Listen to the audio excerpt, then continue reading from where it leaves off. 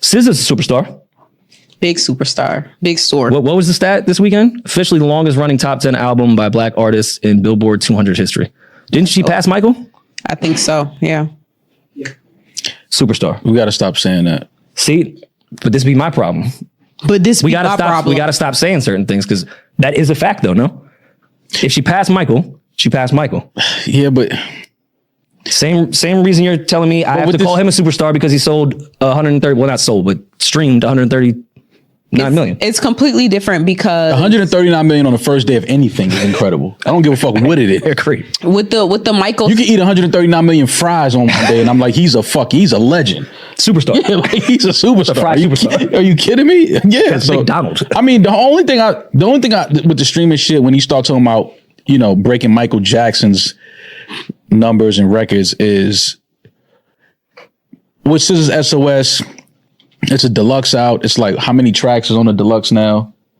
Mm-hmm. It's just it's other things that are mixed into the SOS album, whereas Thriller or whatever Michael Jackson album is just however many songs was there, that's still there today. Yeah. If it's 10 songs on Thriller versus 42 on SOS, it's just, and then you talk about stream. I get it. It looks great. And SOS, we talk about all the time. Love that album. Incredible album. But I just think when you start comparing it or saying, these artists are breaking Michael Jackson's numbers and record, you have to put other things in the description as well. Because if we had Michael Jackson in this era of streaming, to me, I still think if you have 100 million people that go out and physically buy your album, I think that's better than any streaming. I don't give a fuck who's streaming what. If 100 million people went out and physically bought your vinyl, that's crazy. There's nothing you can tell me about the streaming era about longest. I don't want to hear that. 100 million people went out and bought that man's physical album. Yeah, I mean, they're hard to compare because there's positive and negative shit on both sides. People that didn't have to be in the streaming era and the people that did. So I don't think they should be compared, especially because the streams can keep you on the replay value. Like if I buy a $10 CD, no one is tracking how much I'm listening to that in my car. Exactly. So it is a little weird, but there's a lot of streaming rules that fuck over the artists where people from Michael's era didn't have to go through certain shit. And they went through vinyls. Then when vinyl stopped, everyone bought the Thriller tape. And when CDs came out, everyone bought Thriller CDs. So people were repurchasing nonstop, which can't happen for the streamers now.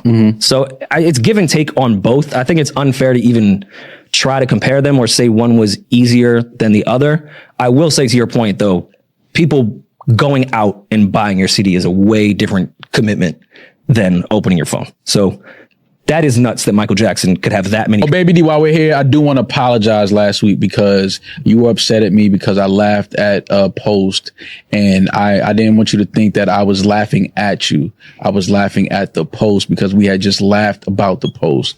So I don't want you to think that it's not love. It's always love from me to you. I love you and I support you. I just thought that the post was funny because we said that it was going to end up being a post. Well, Rory said it was going to end up being a post. So I want to apologize publicly. Do you feel like you did something wrong? No, I don't feel like I told him. So then why are you apologizing? Because you felt like I did something wrong. I told you that?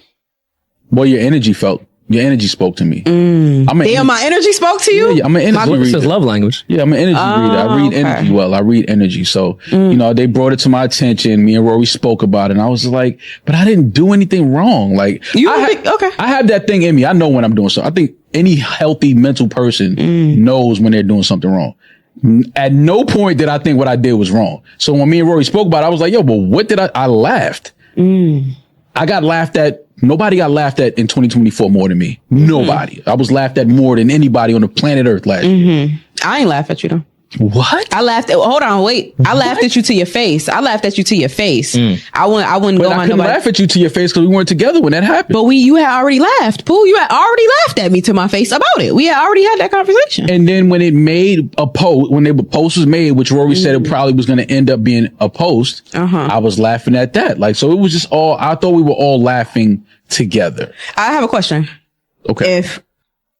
If when niggas was saying disrespectful shit about you and making fun of you on the internet, if I laughed, if I had hashtag DJ Head, if I had retweeted that and laughed, would I have a job? Yeah. Okay. This has been another episode of You've Rory laughed and at me Mal. on the internet before. No, I have not. Not when it came to all that shit. People calling you a dick rider and all that shit. No, But that's where I think we was on a different page, because I didn't think that post was disrespectful. Nobody said nothing disrespectful about you. It was just kind of like laughing at the wish-washy switch side, and it was like that energy. But it wasn't like, oh, this fucking girl's a fucking, get her out of here, she's a fucking clit rider. Even after the second post, you still didn't feel that way. What was the second post? I got posted again. Did you? Yes, I did. Another out of context clip. Oh yeah, I laughed at that, but I didn't laugh on the post though. Because that wasn't that. It was like, oh, this is another post. But the first post I laughed at because we had just spoke about that being a post. But it wasn't like, I wasn't laughing at you. I was laughing at the post. You get what I'm saying? So that's why I didn't feel like I did nothing wrong. But because you felt like I did something wrong, I have to apologize and let you know that it wasn't a personal laughing at Damaris thing. It was just laughing at that becoming a post. That's all that was. Got it? Do you accept my apology? Sure. No. We ain't doing sure. Do you, Damaris? She gave you an answer. Accept Like my apology. I don't know what you want from me. I'm asking you, do you accept my apology? I don't know why you're. I don't know. We have been in this office how many times since that happened? One. And how many hours? No, how many hours? That was only one time. That we were off camera that you did this apology. That's number one. Number two, you're not I saw sorry. you one time since that happened. You're not sorry because you don't think that you. I didn't say sorry. I said I apologize. It's a difference. I'm never sorry. So then what's the definition of I apologize? What are you apologetic for? I'm apologizing if you took what I did as something that was like, Weird. laughing at you. Not that it was weird. Like, laughing isn't weird. I just laughed at a post. Like, that's not, I laugh at everything. SZA recently made waves in the music world by breaking one of Michael Jackson's long-standing records. The talented artist has always been recognized for her unique sound and powerful lyrics, but this achievement catapulted her to an even higher level of respect and admiration in the industry. The iconic king of pop had set a remarkable record with the most weeks spent at #1 on the Billboard 200 chart by a female artist, a milestone many thought would stand the test of time. However, SZA's 2022 album SOS completely shattered that record, staying at the top of the charts for over 10 consecutive weeks. This marked a huge moment in music history, as it was the first time in decades that an artist had toppled one of Michael Jackson's achievements. SZA's success with SOS speaks not just to her immense talent but also to the evolution of the music industry.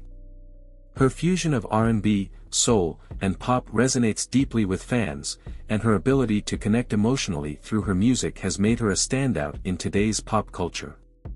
This record-breaking accomplishment is proof that SZA has become a trailblazer in her own right, showing that even the greatest legends can be surpassed. SZA continues to inspire new generations of artists, and this achievement serves as a testament to her incredible influence in the music world. Just like Michael Jackson, she's proving that boundaries in the music industry are meant to be pushed.